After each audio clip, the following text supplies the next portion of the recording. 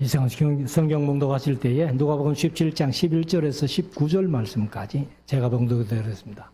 다 같이 기립하셔서 하나님의 말씀을 봉독하시겠습니다. 예수께서 예루살렘으로 가실 때에 사마리아와 갈릴리 사이로 지나가시다가 한 촌에 들어가시니 문둥병자 10명이 예수를 만나 멀리 서서 소리를 높여 가로되 예수 선생님이여 우리를 긍휼히 여기소서 하거늘 보시고 가라사대 가서 제사장들에게 너희 몸을 보이라 하셨더니 저희가 가다가 깨끗함을 받은지라. 그 중에 하나가 자기의 낳은 것을 보고 큰 소리로 하나님께 영광을 돌리며 돌아와 예수의 발 아래 엎드리어 살해하니 저는 사마리아인이라. 예수께서 대답하여 가라사대 10사람이 다 깨끗함을 받지 아니하였느냐? 그 9은 어디 있느냐? 이 이방인 외에는 하나님께 영광을 돌리러 돌아온 자가 없느냐 하시고 그에게 이르시되 일어나 가라. 내 믿음이 너를 구원하였느니라 하시더라. 아멘. 착석하시고 이제 우리 하나님의 말씀을 묵상하는 시간인데요. 오전에 누가복음 16장을 말씀드렸고 오후 시간에는 17장 말씀을 함께 나누기를 원합니다.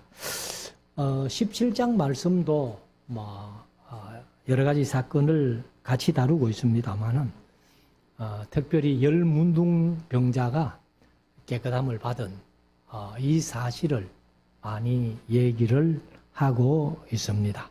그래서 누가복음 17장도 우리가 이제 11절부터 19절까지 본문을 읽었습니다만은 1절부터 이렇게 쭉 함께 묵상하면서 37절까지 있는 내용을 우리가 함께 나누면서 은혜 나누기를 원합니다. 1절부터 한번 바로 본문으로 들어가서 말씀드리겠습니다. 예수께서 제자들에게 이르시되 실족해 하는 것이 없을 수는 없으나 있게 하는 자에게는 화로다. 여기 이제 실족해 한다는 것이 뭐냐 하면은 사실은 여기 이제 함정, 장애물 혹은 걸려 넘어지게 하도록 하는 일.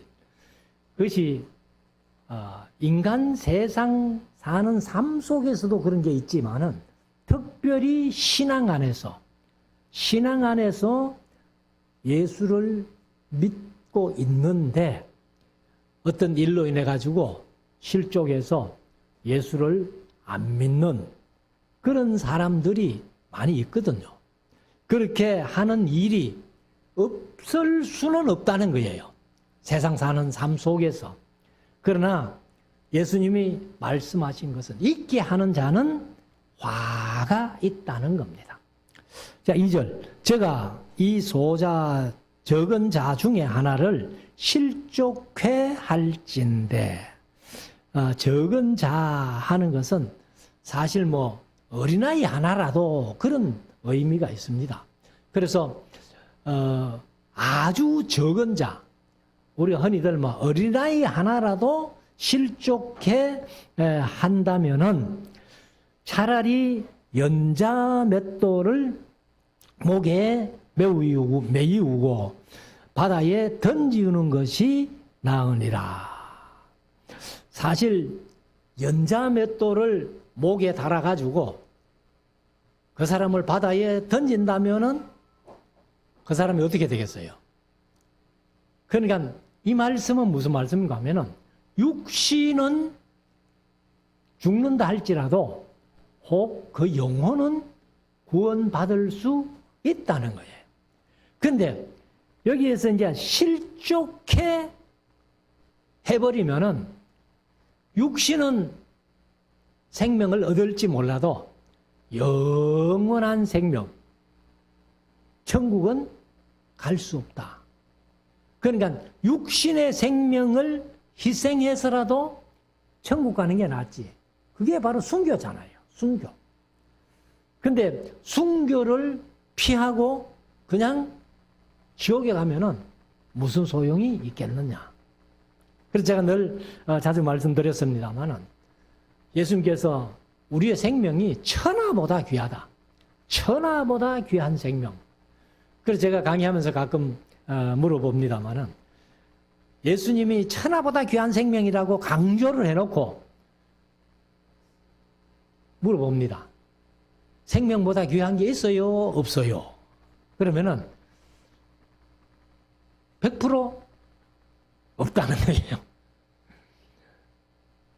보통 이제 이게 뭐 말장난인 것 같지만은 사실은 천하보다 귀한 생명, 생명보다 뭐 천하를 얻고도 생명을 잃으면 무엇이 유익하려 하는 그런 내용으로 쭉 얘기를 해놓고 생명보다 귀한 게 있습니까 없습니까 하면은 거의 다 제가 지금까지 강의하면서 대답 들은 것 중에는 없다는 대답이 바로 나와요. 그래서 우리가 이제 찬송가 그러면 한번 불러봅시다 그러면서 우리가 보는 찬송 492장이죠. 나의 영원하신 기업 뭐보다 귀하다? 생명보다 귀하다. 영원한 기업이 뭐예요? 천국이에요. 천국. 그러니까 내 생명을 순교하면서라도 천국 가는 게 바로 생명보다 귀한. 근데 육신의 생명을 얻고 지옥 간다면은 그거는 아무것도 안 되라는 거죠. 그래서 여기 이제 실족해 한다는 말이 사실은 스칸달리조라는 말인데 죄로 끌어들이다. 같이 죄를 짓기 위해서 끌어내는 그리고 실족하게 하다 이런 뜻도 있고요. 그 다음 이제 수동태로는 실족하다 혹은 넘어지다 잘못 인도되다 성나게 하다 불쾌하게 하다 실족하도록 내버려 두다 분쟁 불화를 일으키다 이런 뜻이 있습니다. 그러니까 여기에서는 특별히 이제 능동태거든요. 실족해 하는 일이 없을 수는 없지만은 있게 하는 자는 바로 화가 있다. 이렇게 말씀을 하고 있습니다. 그래서 우리가 결코 신앙생활 하는 속에 어떤 사람 앞에라도 여기 스칸달리조 하는 것은 장애물이란 그런 의미거든요. 그러니까 어떤 경우에라도 신앙생활 하는 사람 앞에 장애물을 놔서는 안 된다. 그래서 그게 말이든 일이든 우리의 어떤 행동이든 절대로 성도들 앞에 장애물을 놓으면 그게 성도를 실족해 하는 것이다. 이렇게 말씀을 하고 있습니다. 그래서 우리가 신앙생활 하면서 어떤 경우에라도 나로 인해 다른 사람들이 마음에 상처받지 않도록 우리가 항상 조심하고 애를 써야 된다. 3절 너희는 스스로 조심하라. 만일 네 형제가 죄를 범하거든 경계하고. 경계한다는 말은 일단 우리가 이제 신앙생활 하면서 우리 종례헌법 중에 벌 주는 게 있어요. 성도들이 잘못하면은. 그 중에 이제 제일 낮은 법이 뭐냐면은 견책부터 시작합니다. 견책부터 시작해가지고 제일 큰 벌이 제명출교예요. 교회에서 쫓아내버려요. 근데 견책이 뭐냐 하면은 바로 조금 꾸짖는 거예요.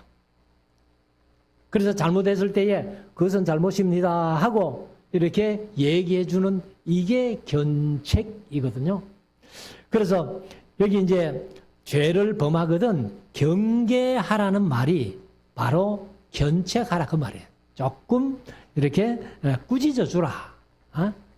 견책해 주라. 하고 회개하거든 용서하라.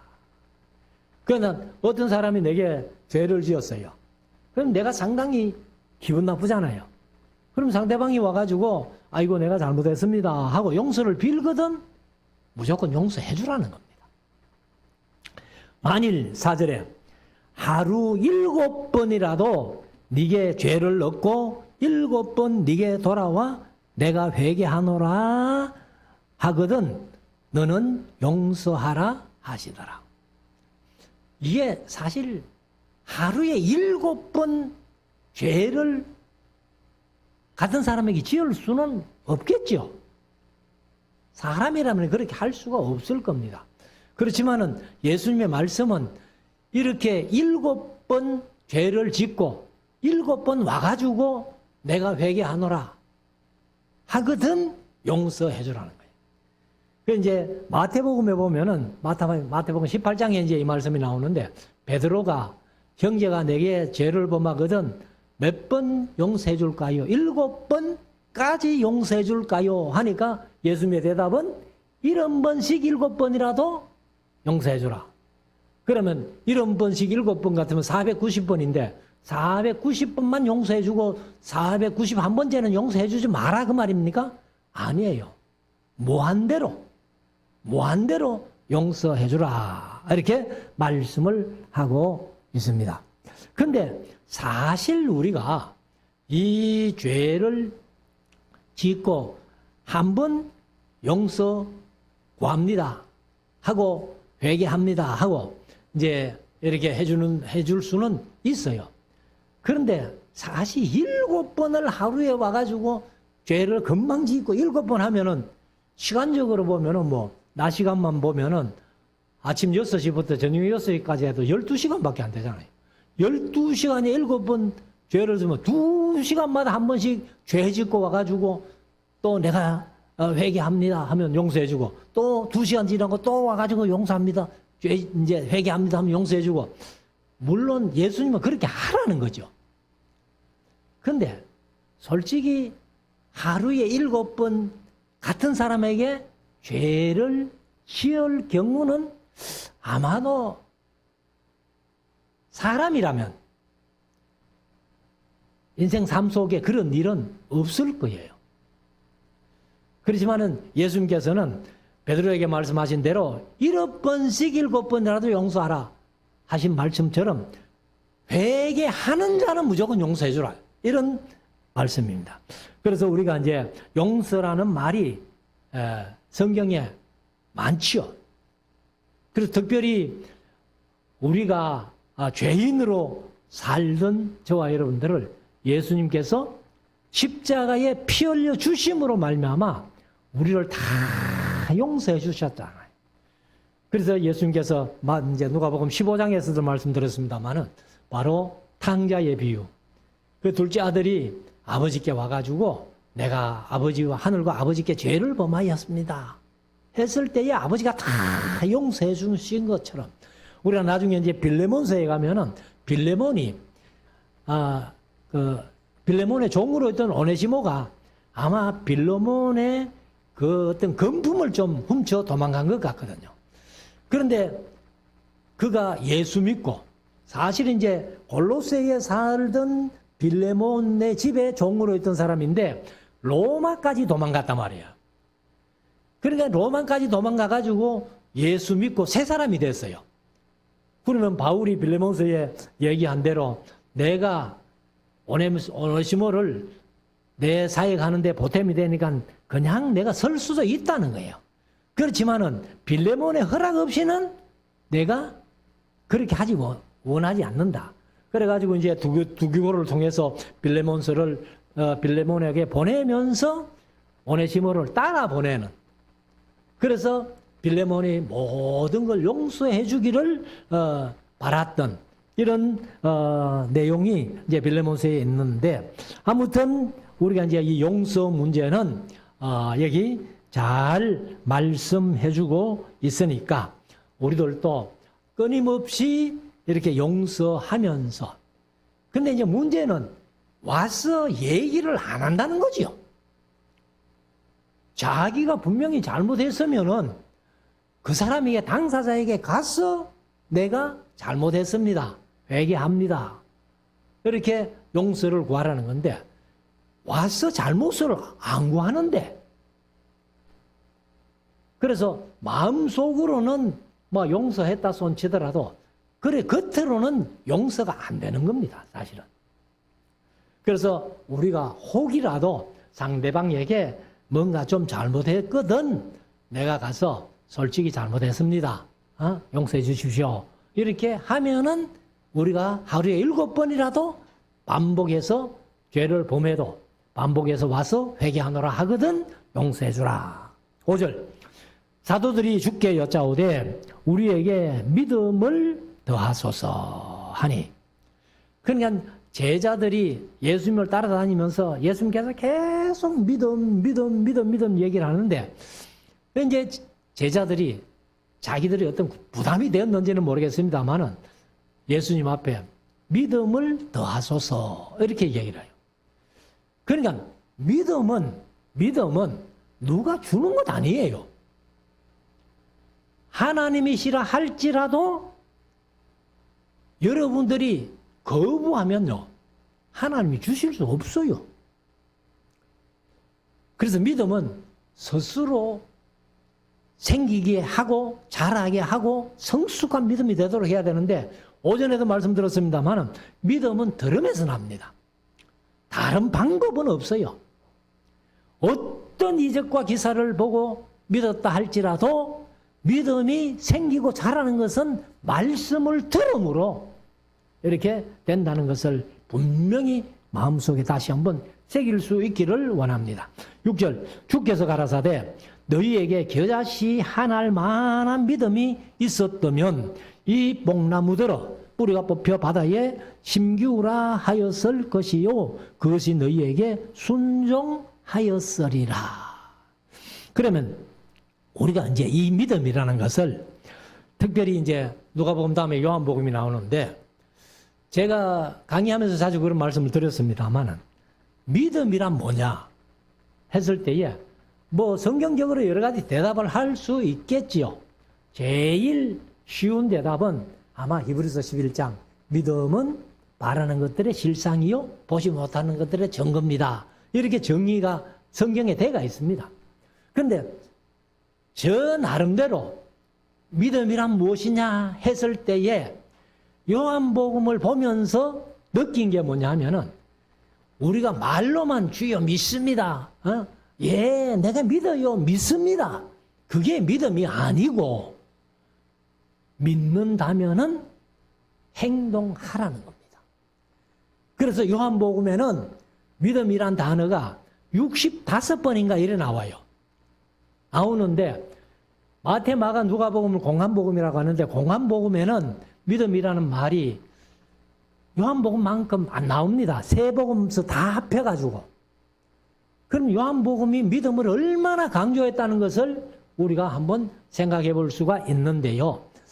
공한복음에는 피스티스라는 명사, 피스토스라는 형용사, 피스튜어라는 동사 이 세 가지를 같이 썼어요. 물론 피스티스가 제일 많습니다. 명사가. 그런데 요한복음에는 65번이 다 피스튜어라는 동사를 썼어요. 그래서 제가 나름대로 정의하기를 믿음은 움직이는 겁니다. 움직이는 것. 그래서 데살로니가전서 1장 3절에 보면은 데살로니가 교회를 크게 칭찬하면서 너희 믿음의 역사와 이렇게 하거든. 그러니까 뭐 우리가 역사하면은 막 힘있게 어떻게 하는 걸로 착각을 해요. 그런데 그냥 원어로 보면은 에르곤이라는 말이거든. 에르곤, 헬라어로 에르곤. 에르곤이 뭐냐면은 일이에요. 일. 행동이에요. 그래서 믿음은 움직이는 것. 일을 하는 겁니다. 그게 겨자씨만큼만 있어도 내가 움직일 때에 역사가 일어난다는 거예요. 그래서 지난 시간에 말씀드린 대로 겨자씨는 우리가 이제 혹시 못 보신 분이거든. 지금도 저기 얹어놨습니다. 한번 참고해 보시고. 그래서 겨자씨는 이게 지금도 모든 목사님들이 착각하고 있어요. 저도 아마 2017년도에 성지순례를 안 갔더라면은 저도 겨자씨가 무시 배추씨만큼 큰 그건 줄 착각하고 있을 거예요, 지금. 그래서 2017년도에 그 성지순례 갔을 때에 가이드 하시는 분이 목사님 뭐 제가 드릴 건 없고 이거 하나 선물 드리겠습니다 하면서 겨자씨 보통 일반적으로 알고 있는 배추씨만한 겨자씨하고 진짜 겨자씨 시중에 작은 씨 겨자씨하고 그렇게 두 개를 이렇게 조만한데 이어가지고 주더라고. 그래서 제가 그걸 가지고 우리 동기들이 모여서 이제 목요일마다 모이는데 그걸 들고 갔어요. 그것도 사진도 일부러 캡처 하나 해가지고 가가지고 그렇게 이게 겨자씨란다 하고 보여줬더니만은 목사님 중에 한 분이 뭐라고 하는가 하면은 아이고 강 목사 때문에 헷갈리가 죽겠다 이러면서 차라리 안 봤으면은 뭐 무시만큼 배추씨만 하는 그런 겨자씨로 얘기하면 될 텐데 이걸 봐놓으니까 이제 앞으로 설교를 어떻게 하겠나, 겨자씨를 어떻게 설명하겠나 이제 이런 표현을 하던데 아무튼 너희가 겨자씨만한 믿음만 그래서 이거는요 말로 믿습니다 하는 믿음이 아니고 움직이는 믿음, 행동하는 믿음, 일하는 믿음 그것을 얘기를 합니다. 그래서 그 믿음만 있으면은 이 뽕나무 떼로 뿌리채 뽑혀가지고 바다에 숨기라 할 것이요 그대로 될 것이다. 이렇게 말씀을 하고 있습니다. 7절 너희 중에 누이에게 밭을 갈거나 양을 치거나 하는 종이 있어 밭에서 돌아오면 저더러 곧 와 앉아서 먹어라 할 자가 있느냐. 그러니까 이제 종들이 밭에 일하고 또 양을 치다가 돌아왔습니다. 돌아왔는데 주인이 야, 네 일하고 왔으니까 여기 와서 밥 먹어라, 뭐 점심 먹어라, 저녁 먹어라 할 자가 있겠느냐 이런 말이에요. 도리어 8절 저더러 먹을 것을 예비하고 띠를 띠고 나의 먹고 마시는 동안에 수종 들고 너는 그 후에 먹고 마시라 하지 않겠느냐. 이거는 종과 주인의 당연한 사이예요. 종이 일하고 왔다고 와서 같이 먹자 이런 일은 없다는 거죠. 그래 일하고 왔어도 네 지금이라도 빨리 음식 준비해가지고 내한테 음식 먹게 해둬라. 그리고 나서 네가 먹어라. 이제 이런 식으로 얘기를 한다는 거죠. 그래서 9절 명한 대로 하였다고 종에게 살해하겠느냐. 사실 살해라는 말이 개역 개정은 감사하겠느냐 이렇게 얘기를 합니다. 그러니까 종이 밭에서 양치다가 돌아와가지고 이제 주인이 야 빨리 음식 장만해가지고 들라라 이렇게 했는데 종이 그렇게 했다고 주인이 아이고 종님 고맙습니다 감사합니다 이럴 자가 있겠느냐 말이에요. 그래서 스테판 모네는 그 뒤에 한마디를 더 붙여놨습니다. 뭐라고 붙여놨는가 하면은 종에게 살해하겠느냐 하고 나는 그렇게 판단하지 않노라. 예수님도 그렇게는 판단 안 하신다는 거예요. 이거는 물론 나중에 사본을 하면서 덧붙인 사본이기는 합니다만은 아무튼 10절에 이와 같이 너희도 명령받은 것을 다 행한 후에 이르기를 우리는 무익한 종이라 우리의 하여야 할 일을 한 것뿐이라 할지니라. 그래서 우리가 특별히 교회 일, 주의 일을 한다고 하면서 조금 했다고 해가지고 남이 나를 안 알아주나 하고 그렇게 하지 말라는 거예요.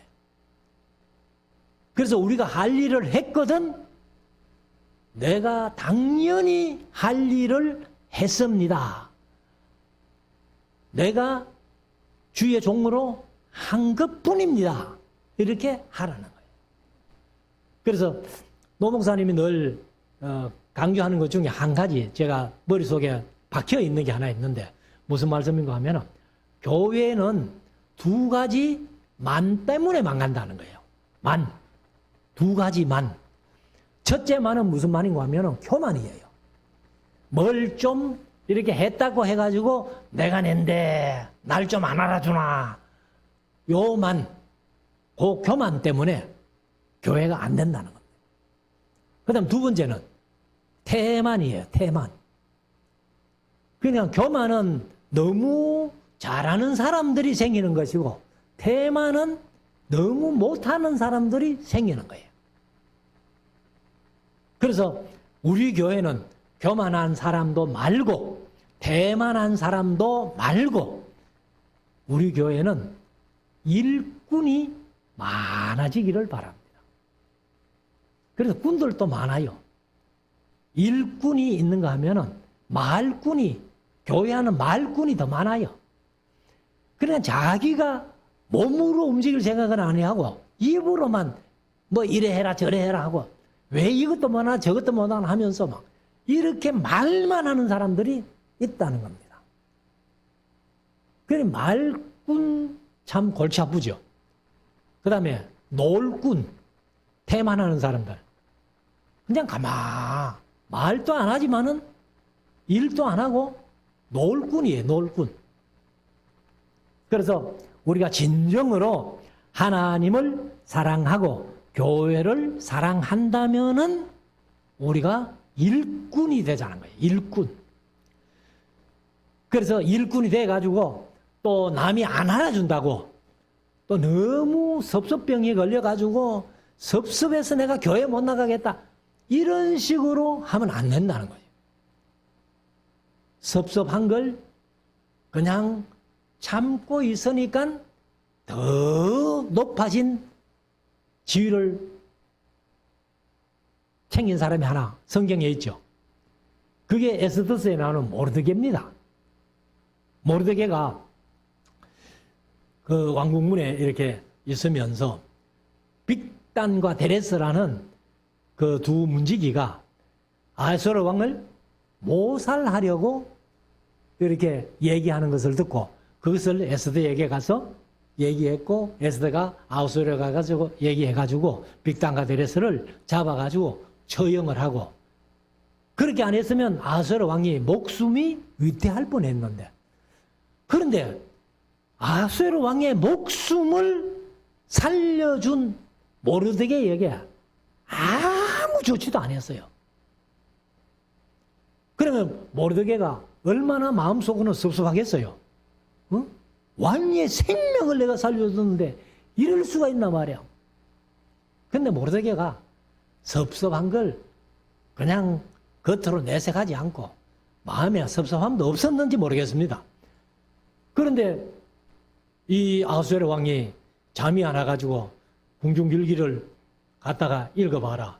그러니까 빅단과 데레스가 모살하는 것을 이제 모르드게가 신고해가지고 왕이 생명을 얻었다 하는 것을 읽고는 아하수에로가 이 사람을 내가 높여줘야 되겠다. 그래가지고 하만이 왔을 때에 왕이 존귀히 여기는 자를 어떻게 처신해주면 좋겠노 하니까 또 하만은 왕이 존귀히 여기는 자는 내 밖에 누가 있으랴 하고서는 지가 이제 또 욕심을 드러내지요.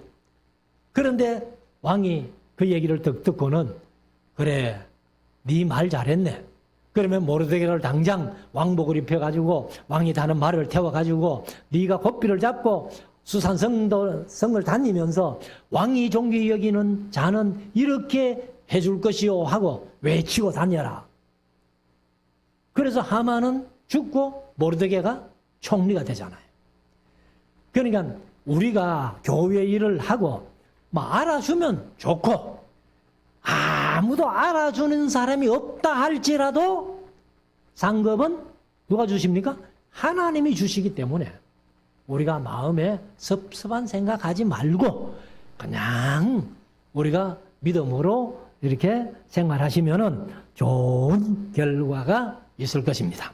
11절 예수께서 예루살렘으로 가실 때에 사마리아와 갈릴리 사이로 지나가시다가, 그러면 여기 이제 예수님께서 예루살렘으로 가시는데 사실 지금 가이사랴 빌립보에서 시작해가지고 예루살렘까지 가시는 지금 6개월의 기간입니다. 마지막 6개월의 기간.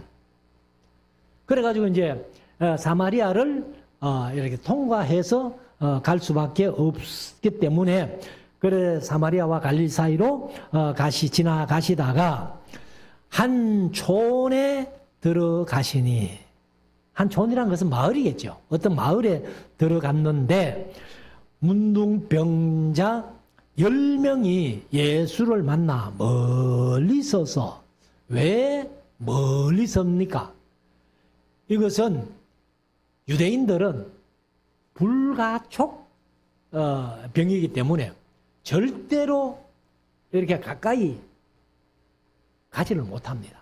그래서 혹시 어떤 사람이 모르고 가까이 자기에게로 온다 하면은 입을 가리우고 이렇게 가까이 오지 말라고, 그렇게 오히려 이제 해야 되는 그런 것이기 때문에 이 사람들도 예수님을 만났지만은 예수님께 가까이 나가지는 못하고 멀리서 큰 소리로 이제 얘기를 합니다. 13절 소리를 높여 그랬어요. 소리를 높여. 그럼 한마디로 말하면 큰 소리로 얘기를 한 거죠. 가로되 예수 선생님이요 우리를 긍휼히 여기소서. 개역개정은 불쌍히 여기소서 하거늘. 그러면 이 사실은 문둥병자들이 예수님 앞에 기도했다고 볼 수 있는데요. 이 기도는 너무 두루뭉실한 기도예요. 예수님은 다 아시기 때문에 그렇습니다만은 저와 여러분들이 만약에 이런 얘기를 들었다면 무슨 얘기고?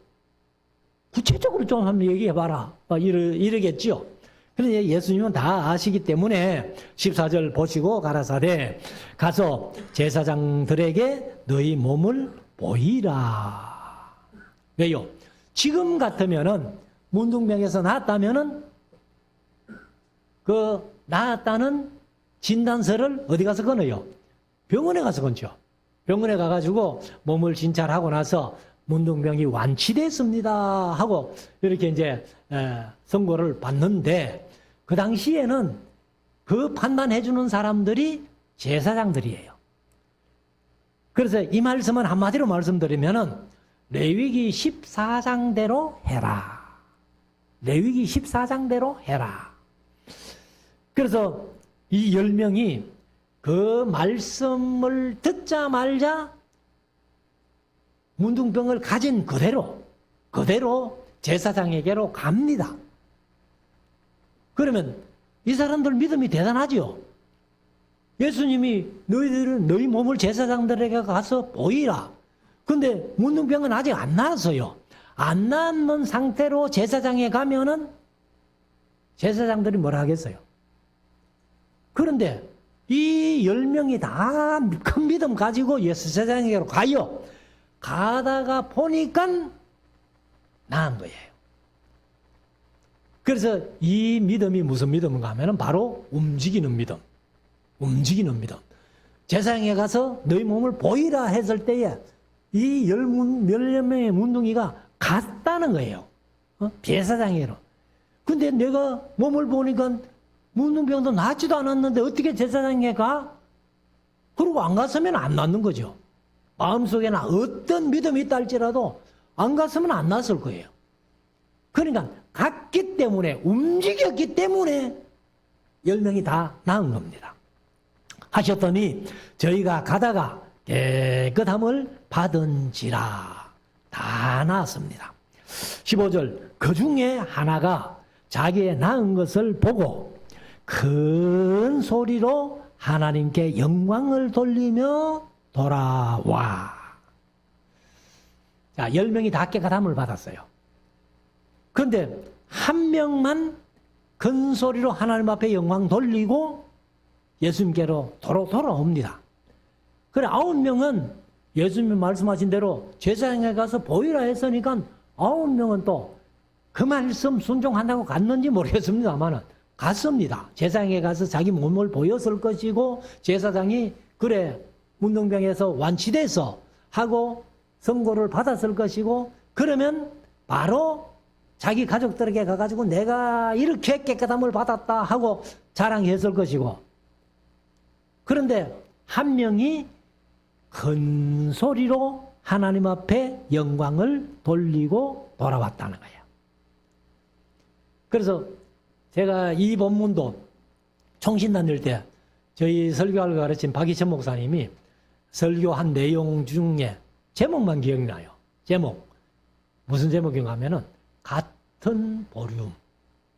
같은 보름. 예수님을 만났을 때의 큰 소리로 예수님께 우리를 불쌍히 여겨 주십시오 하고 기도했잖아요. 그럼 우리들도 사실은 신앙생활 하면서 뭔가 기도에 점역이 생겼을 때에 하나님 앞에 기도할 때는 크게 기도합니다. 부르짖어 외쳐 기도합니다. 그런데 응답되고 나면은 보름이 낮아져 버린 거예요. 그래서 우리가 어떻게든지 신앙생활 하면서 우리가 구하는 만큼 감사도 더 넘치게 같은 보름도 안 됩니다. 보름이 더 높아져요. 무엇보다 구하는 보름보다는 감사하는 보름, 찬양하는 보름, 찬송하는 보름이 더 높아지면 좋겠다. 근데 최소한도 같은 보름이라도 가졌으면 좋겠다. 그래서 16절 예수의 발 아래 엎드려 사례하니 하니까 또 예수님 앞에 감사하다고 돈 몇 푼 찐가 준 거 아닙니다. 개역 개정은 그냥 감사하니 이렇게 되어 있어요. 사례가 감사예요. 감사하니 저는 사마리아인이라. 이제 누가복음에 보면은 이 사마리아 사람들을 상당히 좀 이렇게 높여놨잖아요. 그 12장에서 그 강도 만난 자를 돌봐준 사람이 사마리아 사람. 여기도 10명 중에 사마리아 사람 하나만 예수님께 돌아와서 사례하는. 그래서 상당히 아마 누가는 사실 이제 예수님이 죄인들, 세리들, 불쌍한 사람들, 가난하고 불쌍한 사람들 이런 사람들을 많이 챙기기 때문에 특별히 누가는 또 이방인들을 많이 챙깁니다. 그래서 여기도 사마리아 사람을 챙기고 있어요. 17절 예수께서 대답하여 가라사대 10사람이 다 깨끗함을 받지 아니하였느냐 그 9은 어디 있느냐. 그 9명이요 그때 가고는 아직까지도 안 돌아왔어요. 원래 나중에 또 예수님 믿고 천국 갔는지는 천국은 아직 아무도 안 갔다 그랬죠. 낙원에 갔는지는 모르겠습니다만은 성경적으로 보면은 아직도 안 돌아왔다. 그래서 기도의 응답을 받았지만은 그 영혼이 구원받았다는 표현은 여기에 없습니다. 그런데 감사로 온 사마리아 사람 한 사람은 예수님께서 말씀을 하시죠. 자, 그래서 18절 이 이방인 외에는 하나님께 영광을 돌리러 돌아온 자가 없느냐 하시고 그러면 9명은 아직도 안 돌아왔다는 얘기죠. 그에게 이르시되 사마리아 한 사람에게 이르시되 일어나 가라 네 믿음이 너를 구원하였느니라 하시더라. 그러니까 이 사마리아 한 사람은 예수님께서 구원을 허락하셨다는 거죠. 응? 감사하는 믿음. 이게 진짜 믿음이에요. 그래서 다시 말씀드리지만은 우리가 구할 때 목소리만큼 감사의 목소리도 같은 보름 혹은 그 이상의 보름을 가지고 감사하는 우리 모두가 될 수 있기를 원합니다. 20절 바리새인들이 하나님의 나라가 어느 때에 임하나이까 묻거늘 예수께서 대답하여 가라사대 하나님의 나라는 볼 수 있게 임하는 것이 아니요 또 여기 있다 저기 있다고도 못하리니 하나님의 나라는 너희 안에 있느니라. 자, 여기 예수님과 대화하는 사람들은 누구예요? 바리새인들이에요. 바리새인들이 하나님의 나라가 어느 때에 임하나이까 하고 물으니까 예수님께서 하나님의 나라는 볼 수 있게 임하는 게 아니고 또 여기 있다 저기 있다 고도 못하리니 하나님의 나라는 너희 안에 있느니라. 너희 안에 있느니라. 제가 이제 강의하면서 가끔 그런 말씀 드렸습니다. 여기 너희 안에 할 때에 보통 그냥 우리 마음속에 이 말은 in을 씁니다. in. 영어로는 in을 쓰는데 여기는 헬라어로 말하면은 이제 n이에요. n이라고 쓰는데 요 안에는 엔토스 이렇게 되어 있어요. 엔토스가 뭐냐면은 여기 보면은 이제 그 안에라는 뜻도 있고 내부에 그런 뜻도 있고 너희 가운데 뭐뭐 중에 뭐뭐 가운데 이런 뜻이에요. 그러면은 너희 안에라는 그 상황을 우리가 한번 살펴봐요. 바리새인들과 예수님이 서가 있어요. 바리새인들이 예수님께 물었어요. 그래서 예수님의 대답이 하나님의 나라는 여기 있다 저기 있다고도 못하고 너희 안에 있다. 그러면 너희 가운데 있다는 거예요. 그러면 바리새인들 마음속에 하나님의 나라가 있어요 없어요? 없지요. 왜? 마태복음 23장에 보면은 바리새인들을 예수님께서 그렇게 책망하신 그리고 외식하는 서기관들을 바리새인들이 하고 화 있을 진저 하고 책망했는데 그들 속에 하나님의 나라가 있으면 안 되잖아요. 그래서 저는 생각할 때에 예수님이 하나님의 나라다. 너희 가운데. 그러니까 너희가 나와 함께 있는데 너희들 가운데 내가 있는데 내가 바로 하나님의 나라인데 너희 속에도 내가 들어간다면 요한복음 15장에 있는 말씀대로 내가 너희 안에 너희가 내 안에 이게 하나가 되는 거죠. 그게 하나님의 나라라는 거예요. 그래서 우리 속에 하나님의 나라가 임할 수 있는 것은 예수님이 내 속에 들어와야 된다는 거예요. 그게 하나님의 나라예요. 그래서 바리새인들도 하나님의 나라는 관심이 있었지만은 그들 속에 예수님을 영접할 수가 없었다는 거예요. 그러나 저와 여러분들은 우리 속에 예수님이 들어오셔서 우리가 지금 하나님의 나라에 동참하고 있다는 거예요. 자, 22절 다른 사건인데 또 제자들에게 이르시되 때가 이르리니 너희가 인자의 날 하루를 보고자 하되 보지 못하리니 사람이 너희에게 말하되 보라 저기 있다 보라 여기 있다 하리라. 그러나 너희는 가지도 말고 좇지도 말라. 개역개정은 따르지도 말라. 그러면 예수님이 여기 있다 저기 있다 해도 절대로 따라가지 마라. 마지막 때에 내가 예수다 하는 사람들이 얼마나 많이 생길지 모른다. 결코 여러분들이 그런 엉뚱한데 따라가지 마시기를 바랍니다. 그래서 지금도 자기가 예수님이라는 분들이 많잖아요. 뭐 여기 대구에도 많이 있습니다만은 제가 건들마이 그 3호선을 타고 지나가면서 건들바위 옆에 바로 옆에 보면은 그 건물 아주 멋진 건물이 하나 있는데 그게 하나님의 교회야. 교회란 말이 하나님의 교회. 안상홍 증인회.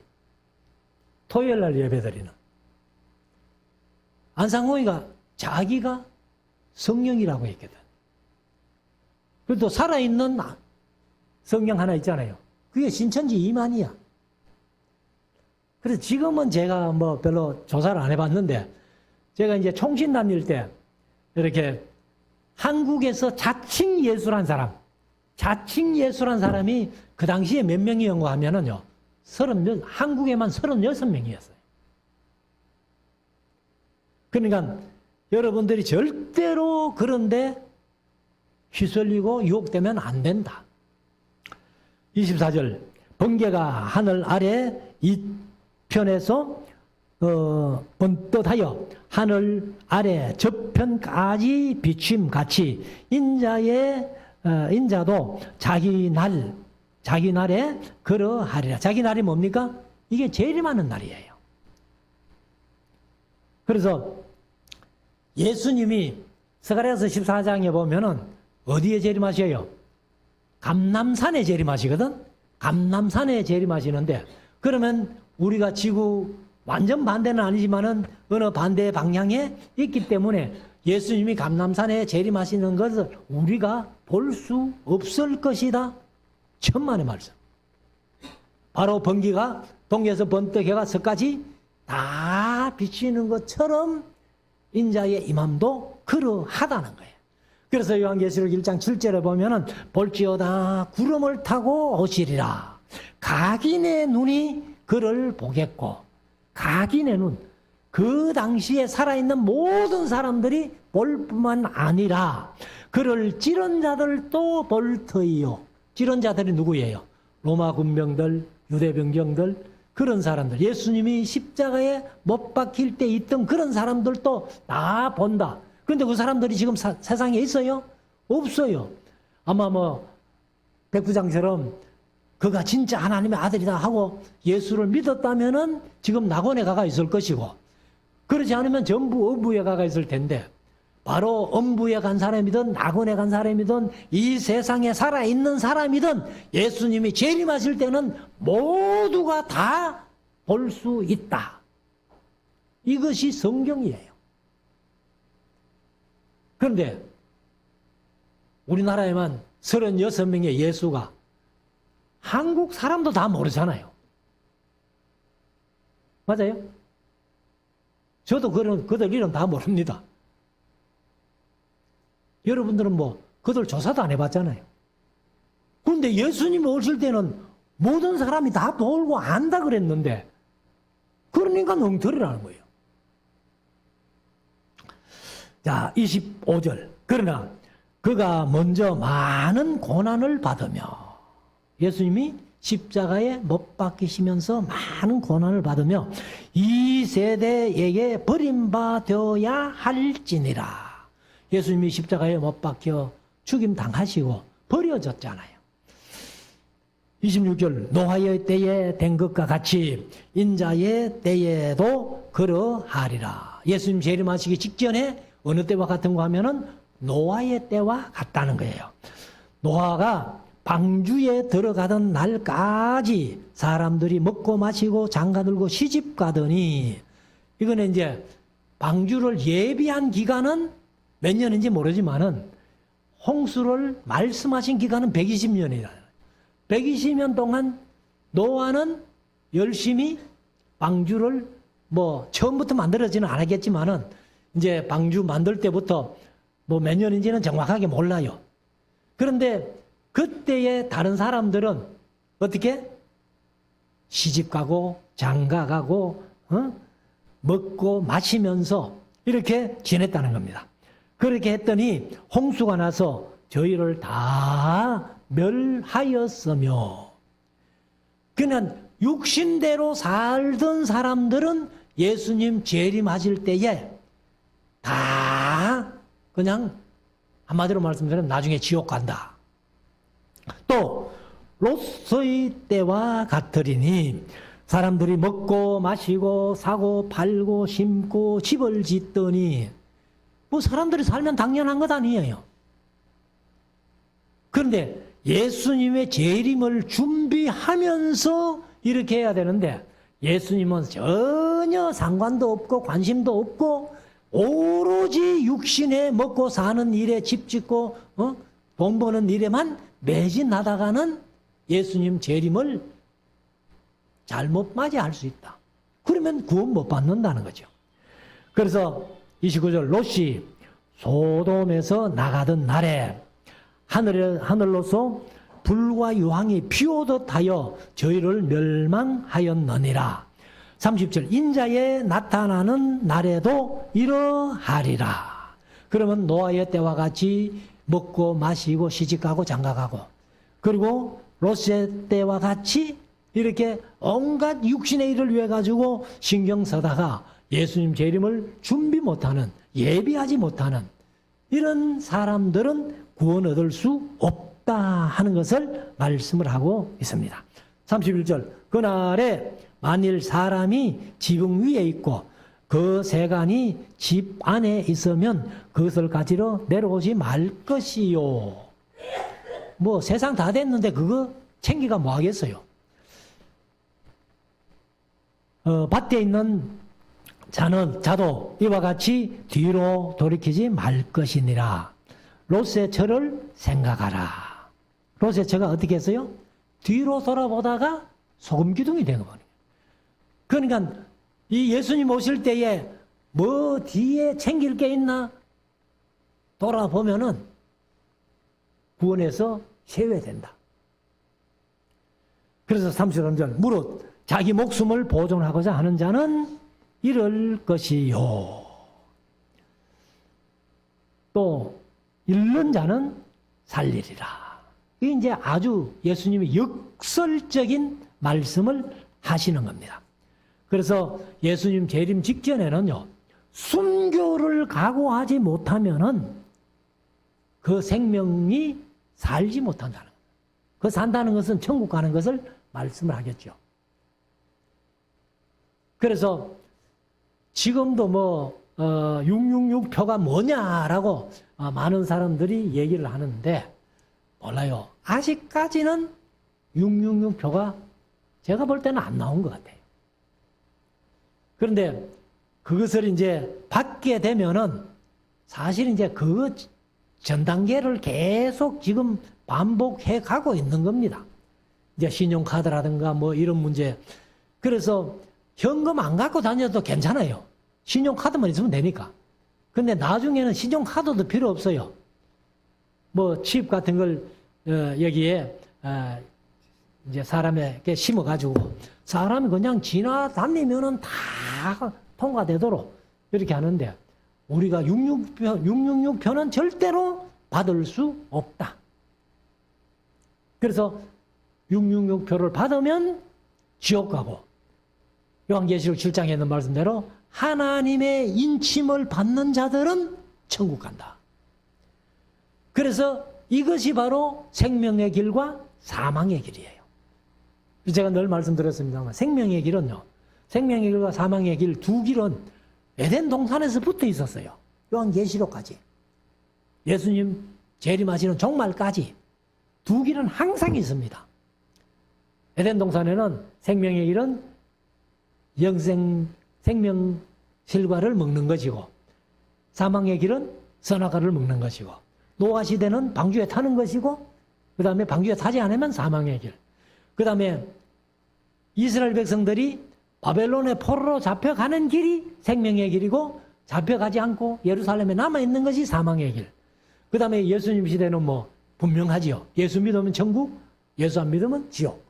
그 다음에 요한계시록에 가면은 하나님의 인을 받으면 천국, 666표를 받으면 지옥. 이게 분명히 생명의 길과 사망의 길은 성경 전체를 다 말씀을 하고 있습니다. 그래서 여러분들이 어떻게든지 우리는 생명의 길로 갈 수 있는 우리 모두가 될 수 있기를 원합니다. 34절 내가 너희에게 이르노니 밤에 두 남자가 한 자리에 누워 있음에 하나는 데려감을 당하고 하나는 버려둠을 당하고 또 35절 두 여자가 함께 매를 갈고 있음에 매가 뭐냐면 맷돌이에요. 요즘은 맷돌을 가는 사람들이 없죠. 전부 기계로 다 돌려버리니까. 근데 이제 옛날에는 여자분들이 두 분 그러니까 혼자서 돌리면 힘드니까 둘이가 같이 이렇게 돌리고 있는데 하나는 대례금을 당하고 하나는 버려둠을 당한다. 그리고 이제 36절은 업섬 이래 돼가 있죠. 36절은 업섬인데 스테판본에는 뭐라고 돼가 있는가 하면은 두 사람이 밭에 있음에 하나는 데려감을 당하고 하나는 버려둠을 당할 것이니라. 이렇게 돼요. 다른 복음서에는 이제 또 이것까지 나와 있죠. 그래서 37절 마지막 절 저희가 대답하여 가로되 주여 어디 오니이까. 가라사대 죽음이 있는 곳에는 독수리가 모이느니라 하시니라. 이 말씀은 요한계시록 19장 17절 18절에 말씀하고 똑같은 말씀이에요, 사실은. 그래서 요한계시록 19장 17절 18절 읽어보면은 또 내가 보니 한 천사가 해에 서서 공중에 나는 모든 새를 향하여 큰 음성으로 외쳐 가로되 와서 하나님의 큰 잔치에 모여 왕들의 고기와 장군들의 고기와 장사들의 고기와 말들과 그 단자들의 고기와 자유한 자들이나 종들이나 물은 대소하고 모든 자의 고기를 먹으라 하더라. 그러나 천사가 공중의 새들 보고 야 여기 먹을 거 많다 이리로 와서 잔치해라 그런 내용이거든. 그래서 예수님은 그 말씀을 한마디로 죽음이 있은 죽음 시체가 있는 곳에는 독수리가 모인다 이렇게 말씀하셨습니다. 이것이 이제 요한계시록 19장에 나오는 일을 예수님은 이렇게 말씀을 하신 겁니다. 그래서 우리가 이 종말론은 이제 쭉 창세기부터 유다서까지 종말론 얘기를 순간순간 이렇게 합니다만은 이것을 종합해 놓은 것이 요한계시록이다. 그래서 우리가 요한계시록을 보면은 구약 신약 전체를 다 종말에 관한 것들을 말씀하신 것을 합본해 놓은 게 요한계시록이니까 우리가 요한계시록만 바로 알면은 예수님의 재림, 종말은 얼마든지 예비하고 준비할 수 있다 하는 것을 마음속에 새기고 잘 준비해서 승리하는 우리 모두가 될 수 있기를 주의 이름으로 축원합니다.